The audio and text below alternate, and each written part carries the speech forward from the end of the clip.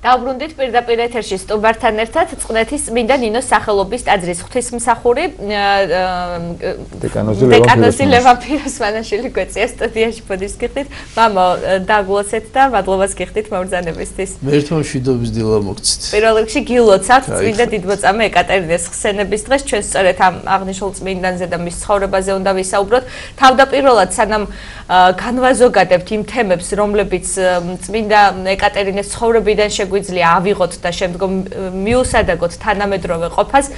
პირველ რიგში შევახსენოთ იქნებ წმინდა ეკატერინეს ცხოვრება ჩვენს მაყურებელს. თავისთავად პირველ რიგში განმარტოთ მაინც ყოველთვის ნათელი რომ იყოს.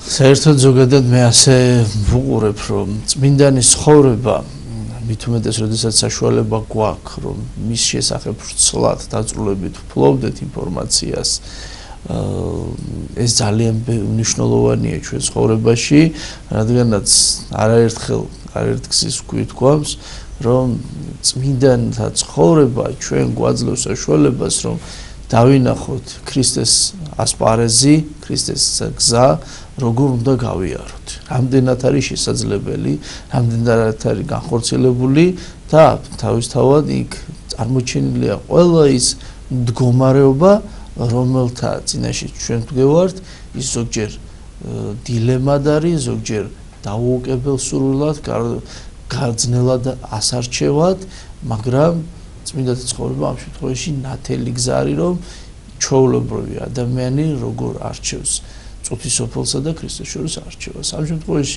წმინდა ეკატერინეს თვალსაჩინოა, თუმცა სანამ ალბათ დაწვრილებთ ამაზე ვისაუბრეთ, თვითონ მიმოხილვა მაყურებლებს გავუკეთოთ. ეს იყო ალექსანდრიის მმართველის კოსტის მეოთხე საუკუნის დასაწყისში მისი მესამე-მეოთხე საუკუნის მიჯნაზე მეოთხე საუკუნის დასაწყისში მოხდა მისი ღვაწლი მის სარბიელი წარმოჩენა ეს იყო ალექსანდრიის მთავრის კოსტის ასული რომელიც მე დიდი სილამაზით და განათლებით გამოირჩეოდა რა თქმა უნდა როგორც დიდგვაროვანი წარჩინებული და როგორც ჩანს თან უწყობდა ხელს მისი ბუნებრივი მდგომარეობა უნარები რომ ცოდნა ეთვისებინა იყო სიბრძნის მოყვარე მას მშობლებმა განათლება მისცეს და თავისთავად ცხოვრებაში მას როდესაც სურდა ამ უმაღლესი რა მწვერვალი შესაბამისად განაცხადი ჰქონდა ამგვარად რადგანაც ქალწული იყო ანუ იდგა იმ მომწიფებულ პერიოდში, როდესაც იგი უკვე უნდა გათხოვილიყო, არჩევანი მოთხოვნა ჰქონდა ამგვარი დაყენებული, რომ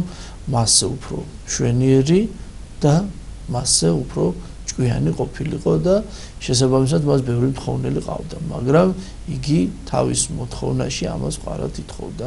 ნუ ეს რიგითი ჩვეულებრივი ერთგვარი ამბიცია არის, რომელიც ჩვენ ცხოვრებაში წყდება ხოლმე, ეს ადამიანი ასეთი შეიძლება ვთქვათ მედიდურობით მიდის უფლამდე საოცარი გზით, იმიტომ რომ აღნიშნულ დასაწყისში ის ქრისტიანი არისო და ერთ-ერთ მღვდელსახურს გადაეყრება, რომელიც მას ისინენელა აზიარებს ქრისტიანობას და ეს მღვდელსახური როგორ აზიარებს, რომ მას ეტყვის, რომ არსებობს ჭაბუკი, რომელიც ყოველთა მეფეზე ამატებულია, უშვენიერესი ვიდრე მზე და სამყაროში არსებული თუ რაიმე არის და მისი სიმდიდრე და მისი ქონება, რომელსაც უხვად გასცემს, არათუ განიბნება, უფრო მრავლდება. მეტისმეტად დაინტერესდება წმინდა ეკატერინე, ეს ამას ჩვენ ყვებით იმ მაყურებელთათვის, რომელთაც ჯერ კიდევ უწყოა წმინდა ეკატერინეს ცხოვრება და გადასცემს მას ღვთისმშობლის ხატს.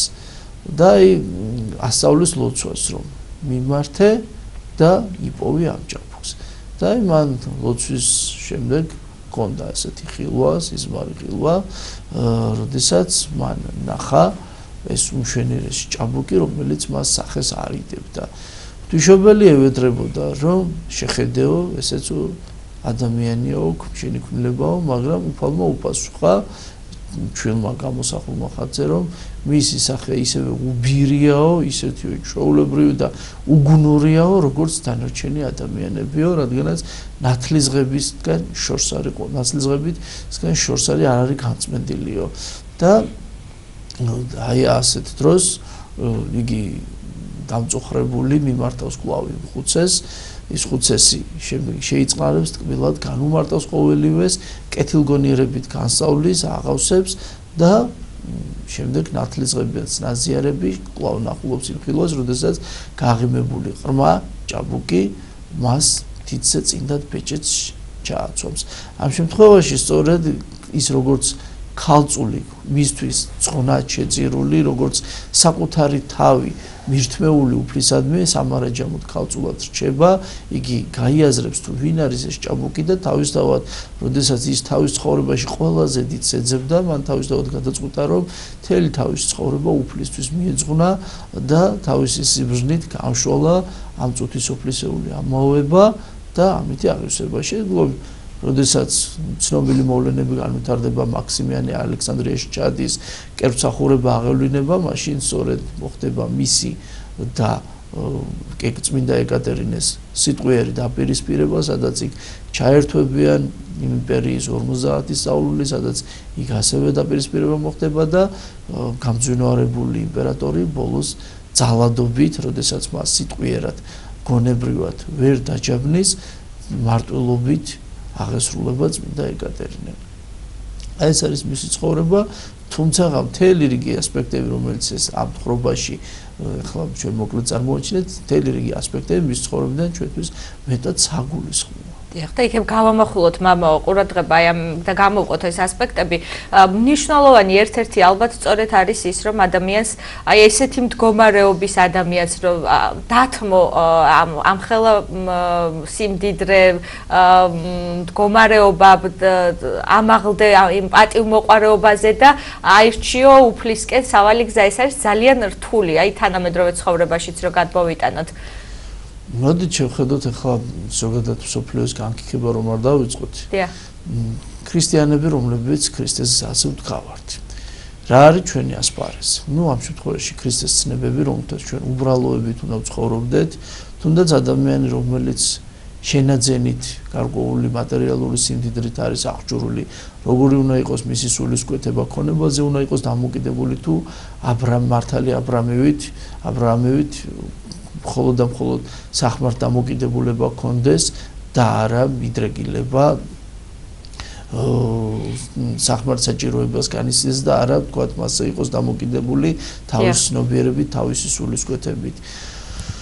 აი აქ ამ შემთხვევაში წმინდა ეკატერინეს მდგომარეობაც რა არის? ერთგვარი მედიდურობა რა თქმა უნდა ჩანს. ამისი ამბიციაც, ამის პირობაც არის ის, რომ ის არის წარჩინებული გვარის, შემდგომ აქვე აღნიშნოთ, რომ უახლოეს პერიოდში, ანუ ალექსანდრია უკვე იმ მდგომარეობაშია ზოგადად ეგვიპტე წარმოჩენილი თავისი მნიშვნელობით, ფუნქცია მნიშვნელობით რეგიონში, რომის იმპერიაში და მაშინდელ მსოფლიოში, ეს არის მნიშვნელოვანი რეგიონი, რომელთაც შემდგომ, როდესაც ოთხმართველობა ჩამოყალიბდება რომის იმპერიაში, ამ ერთ-ერთი რეგიონის გამომხატველი, ერთ-ერთი სამმართველო არის სწორედ ეგვიპტე, ალექსანდრია და თავისთავად უკვე წინაპირობა არის ამ ოთხმართველობამდე, რომ ალექსანდრია არის განსაკუთრებული ქალაქი. ის ხომ ერთი ხელისმოსმით არ გახდა ამ ხელა მნიშვნელობის მქონე. თავისთავად წინაპირობა არსებობდა. თუნდაც რო გავიხსენოთ იულიუს კეისარი და მისი ისტორია რამდენად მნიშვნელოვან როლს ასრულებდა ყოველთვის ეგვიპტე რომის იმპერიაში. და აი ამ დროს, როდესაც ეგვიპტის მმართველის ასულიანი თავისთავად ამბიცია დიდია, ადამიანი, რომელსაც მაშინდელი მსოფლიოს ყველაზე საუკეთესო განათლება აქვს მიღებული, დაჯილდოებული ასევე ღვთისაგან ბუნებრივი მშვენიერებით, რამდენად ლოგიკური იყო მასში არსებული ამბიცია და ამ მედიდურობიდან, ამ დიდების მოყვარეობიდან, ამ წუთისოფლისეული ამოვებიდან როგორ თმობს ყველაფერს, როგორ არაფრად არაგდებს და მიდის უბრალოებისაკენ, უფლის შესაძენად. ფაქტიურად მიუხედავად იმისა, რომ ის სამონაზვნო ცხოვრების წესით არ იყო, ასე ვთქვათ, პირდაპირ ხაზგასმით, როგორც დღეს ჩვენ სამონაზვნო წესი ვიცით, მისი ქალწულებრივი ინსტიტუტი, მისი პირადი არჩევანი იგივე მდგომარეობა იყო. ანუ ის წუთისოფლისგან განდეგილი აღმოჩნდა. მან ყოველივე დაუტევა, ყოველივე უარყო და თუნდაც უფლისკენ, როდესაც მიდის, ის ხდება უფლის ძალი და ყოველივე პატივზე არბობს უარს. თუნდაც შემდგომ, როდესაც მაქსიმიანე მის მიმართ სიმპათიით აღიჭურება და ამ დროს ის ამ ყოველივეს უარყოფს, რადგანაც შემდგომ ეგვიპტის ნაცვლად გახდეს რომის იმპერიაში ყველაზე მნიშვნელოვანი ფიგურა მიაღწიოს თავის წარმატებას, ამ ყველაფერს არ ათაგდებს და ეს პარალელურად გადმოვიტანოთ ჩვენ ცხოვრებაში მსგავს სიტუაციაში. ჩვენ ამ ნებას, ამ განცდას, მედიდურობას, ამბიციურობას, ამპარტავნებას, თვითკმაყოფილებას, რომელიც ასევე ამ ყველაფრის განცდის წინაშე ეკატერინე იდგა, რამდენად შევძლებდით ჩვენ ამ ყოველივეს გავლას. საინტერესო ერთი რამ არის, რაც მე წმინდა ეკატერინეს ცხოვრებაში მომწონს, ეს არის მეძიებლობითი სული. თავისთავად ახლა უამრავი მშობელი ცდილობს თავის შვილს კონდეს საუკეთესო განათლება, მაგრამ შვილი რამდენად აფასებს ამ საშუალებას, რომელიც მისთვის არის სარბიელი, მიცემული, რამდენად გამოიყენებს, ეს სხვა საკითხია, კიდე ცალკე საკითხია და ხშირია შემთხვევა, როდესაც ამ მზამზარეულს, ამ მირთმეულს, გამზადებულს იოლად მისაწვდომს შვილები არ აფასებენ, არ იყენებენ. ამ შემთხვევაში სწორედ ეკატერინეს დაბედებითი თვისება არის, რომ იგი ამ თვისებას იყენებს, ამ ყველაფერს დაეწაფება და თუნდაც იქაც შეიძლება მედიდურობა გამოყოთ, რომ როდესაც ადამიანს სურს კანდიდება მეტის მეტი სიბრძნე სურს და ესეც აპარტავნების გამოხატულება შეიძლება იყოს, მაგრამ მეძიებლობითი სულით, სიბრძნის მოყვარეობით სწორედ ეზიარება უფალს და მინდა აღვნიშნო აქ, რომ როდესაც ჩვენ ვართ ქრისტიანები, აი ეკატერინე გამოძიებით მივიდა ერთ უბრალო ხუცესთან და სწორედ მისი დიდი სიბრძნე გახდა ის, რომ მან ადვილად შეიცნო ხუცესთან ურთიერთობაში რაში მდგომარეობდა ცხოვრებისეული ჭეშმარიტება, რომელმაც მარადიული ხსნა მოუტანა. შემდგომ საინტერესო რამ არის ისევ, რომ 50 საუკეთესო სწავლულს უპირისპირდება. ამ შემთხვევაში, როდესაც მაქსიმიანემ ისინი დაუპირისპირა, ეს იყო მასზე იდეოლოგიური და ფსიქოლოგიური წნეხი. ზეწოლა და ხშირად ჩვენ ადამიანებთან, როდესაც დიალოგში შევდივართ, მეტნაკლებად ან საერთოდ ვერ ვახერხებთ მათთან აიქრობას და ხშირად დამარცხებულიც გამოდივართ და ამისი მიზეზი არის ნაკლები ერუდირება, ანუ ნაკლები თლობა ცოდნას საკუთარი წამსისა, საკუთარი იდეოლოგიისა, საკუთარი ინტერესისა, რომელიც ცხოვრებაში აგურჩევია, მით უმეტეს, როდესაც საუბარია რწმენაზე, საკუთარ რელიგიაზე. და ამ დროს, როდესაც იქ ელემენტარულად პირველ რიგში პაექრობაში შედის 50 ადამიანთან, მით უმეტეს თუ გადავხედავთ, რომ მაშინდელი მსოფლიოს ხედვა სხვაგვარი იყო და ქალის და მამაკაცის ურთიერთმიმართებაც მეტისმეტად განსხვავებული იყო და როგორც ფსიქოლოგიური ფაქტორი ქალისთვის ერთგვარად უკვე დასაძლევი საფეხური იყო, რომ როგორც მანდილოსანი მამაკაცებს უნდა დაპირისპირებოდა, ეს მისთვის მნიშვნელოვანი ბარიერი იყო. და ამ დროს წმინდა ეკატერინე ამ ყოველივეს უპირისპირდება და იმარჯვებს იმდენად, რომ ისინი აქეთ მოექცევიან ქრისტეს რწმენაში და თავად ხდებიან მოწამენი. მე მინდა ახლა გადმოვიტანო პარალელი, რომ ხშირად ახალგაზრდები, ჩვენ მორწმუნეები, რომლებიც ვართ და აღვნიშნოთ ასევე, რომ ზუსტად უცნობია წმინდა ეკატერინეს ასაკი, მაგრამ ეს სადღაც 17-დან 20 წლამდე ალბათ უნდა მოვიაზროთ. ანალოგიურად ახალგაზრდები რამდენად ვითავისებთ ამ პასუხისმგებლობას, ხშირად ბავშვობის ასაკიდან არ გამოდივართ და თავს უპასუხისმგებლო ქცევების უპასუხისმგებლოდ ქცევის უფლებას ვაძლევთ. და შესაბამისად ყოველგვარი ცოდნისგან, ყოველგვარი მით უმეტეს არათუ საცხოვრებელი აუცილებლობის, არამედ საკუთარი რწმენა, რომელიც შენი ცხოვრების მარადიულობის განსაზღვრელია, ესეც არ გვაინტერესებს და ხშირ შემთხვევაში ქრისტიანები ვიწოდებით და არ ვიცით რაში მდგომარეობს ჩვენი რწმენა და მარტივად რომ როდესაც ვინმე ქუჩაში დაუსვოს კითხვა, რითი განსხვავდები შენ მუსულმანი ხარ, შეიძლება მარტივი კითხვა დაუსვას, პასუხი გასცეს ეს, რომ ის პირჯვარს იწერს და ტაძარში დადის, რომელზეც ჯვარი აღმართული და მუსულმანი დადის მეჩეთში და პირჯვარს არ იწევს. მაგრამ დანარჩენი მისთვის წარმოდგენა არ კონდეს, ზოგადად თვით ქრისტე მაცხოვარიც ვინ არის და უბრალოდ სახელობითაც იცოდეს, რომ ჩვენი სახელმწიფო არის სახარება, მათი ყურანი, მაგრამ არსობრივად რაში მდგომარეობს რწმენითი სხვაობა, ამას ვერ გვეტყვის. და თუ ჩავეძიებით, რომ ჯიუტად ისინი ლოცულობენ, ისინი მარხულობენ, ისინი ცდილობენ ღმერთს დაუკავშირდეთ, შენ ცდილობთ კი, მაგრამ რაშია ჭეშმარიტებითი სხვაობა, რაში მდგომარეობს ჭეშმარიტება, რაშია თქვენ შორის სხვაობა, ამაზე ხშირად ჩვენ მორწმუნე და უმრავლესობა პასუხს ვერ ვცემთ. აღარა მაქვს საუბარი კონფესიურ განსხვავებებს. და შესაბამისად ხშირად საკუთარ რწმენაში უცოდინრები ზოგადად წუთისოფლისეული თუ თანამედროვე თუ ფსევდოთანამედროვე შემოთავაზებების წინაშე აბსოლუტურად უძლურნი ვართ და ხშირ შემთხვევაში მე საკუთარ რწმენას, საკუთარ ეკლესიას, საკუთარ რელიგიას ვადანაშაულებთ და რაიმე მოდერნისტსაც კატეგორიულად მოვითხოვთ მისგან. მაგრამ აქ არის მხოლოდ და მხოლოდ ერთი მარტივი შეცდომა, მარტივი ბრალეულობა, რაც გამოიხატება საკუთარი რწმენის და ცხოვრებისეული მოთხოვნილების უცოდინრობაში. ელემენტარულად თუნდაც ქცევა ქრისტიანის სახისა. ეკატერინესთვის, რომელსაც ფუფუნება სიმდიდრე აბსოლუტურად ხელმისაწვდომი იყო, ის მესჩანური სულისკვეთებისგან თავისუფლდება და მხოლოდ ქრისტეს მეძიებელია, ყველამ თავის გულში ჩაიხედოს, ვინ ამგვარ სულისკვეთებას ავლენს, ვინ სახელად ქრისტიანისა მთელი თავისი გონება მატერიალურ საუნჯეზე გადააქვს. როდესაც უფალი ამბობს, სადაც არის გული თქვენი, უნდა იყოს, სადაც არის საუნჯე თქვენი, უნდა იყოს გული თქვენი. და ამ შემთხვევაში სწორედ ეკატერინე აკეთებს მარადიულ არჩევანს. ჩვენ უკვე ჩვენ გულში ჩავიხედოთ, სად და როგორ ვაკეთებთ. აი, როდესაც ვეძიებთ და გვაინტერესებს, როგორი უნდა იყოს ჩვენი სახე, ჩავხედოთ დაწვრილებით მის ცხოვრებას და ის ფსიქოლოგიური შტრიხები, რომლითაც ნებისმიერ საკითხში, ნებისმიერ არჩევანის დროს, რომელიც იგივე არჩევანის წინაშე იდგა უფრო მეტადაც, რადგანაც ვისაც უფრო მეტი აქვს, მეტად ძნელი ამისთვის შელევა.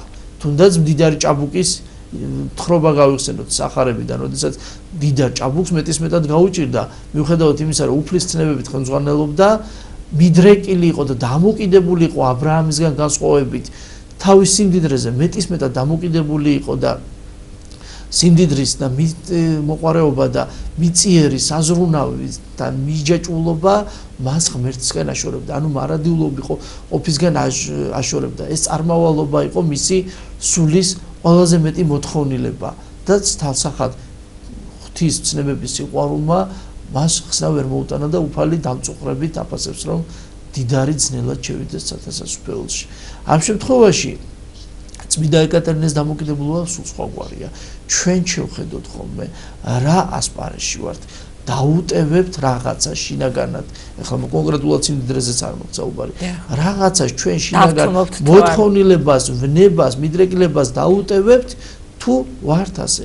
ასე რომ წმინდა ეკატერინე, რომელიც ქალწულია, რომელიც ახალგაზრდაა, იჩენს სიდარბაისლეს, იჩენს სიბზნეს, იჩენს კეთილგონიერებას, დაუცხრომელ ღვაწლს, შრომას და შესაბამისად ჩვენც კეთილგონიურად მოიღოთ სახე, რომ არა ამაო გართობას, არა ცალსახად წუთისოფლის სულისკვეთებაში, სიამეს, საკუთარი თავის პატივმოყვარეობის, თვითკმაყოფილებას ძებნაში უნდა ვიყოთ, არამედ იმ ღირსების შეძენაში, რაც პირველ რიგში ჩვენ ადამიანურობამდე მივყავართ, რომ ჯერ ჩვენ გვმართებს ადამიანის სახე მივიღოთ, შემდეგ გაღრთობის გზას შევუდგეთ. მადლობა მამალია, უღრმესი მადლობა, შეგვიძლია მედელი მოწამე ეკატერინე, შეგახსენებთ დღეს ეკატერინობა ყოველს გელოცავთ კიდევ ერთხელ და დღევანდელ დღეზე წმინდა ეკატერინეს ცხოვრებაზე ვესაუბრებოდა წნეთში მდებარე წმინდა ნინოს სახელობის ტაძრის ხელოსახური დეკანოზი ლევან ფიროსმანაშვილი.